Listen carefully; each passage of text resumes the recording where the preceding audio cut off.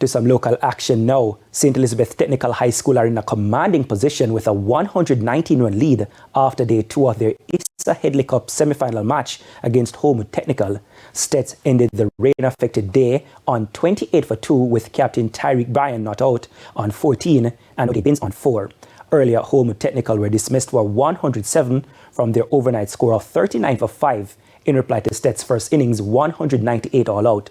Romario Salmon fell 1 run short of a half-century to top score for Holmwood, while Brian McInnes contributed with 20.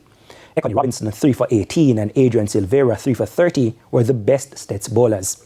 Vice-Captain Binns is confident the defending champion STETHS will move on to the final. Second innings, last 2 wickets.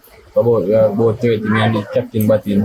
Rain come down, so I think that will be it for the day. But we feel good doing that.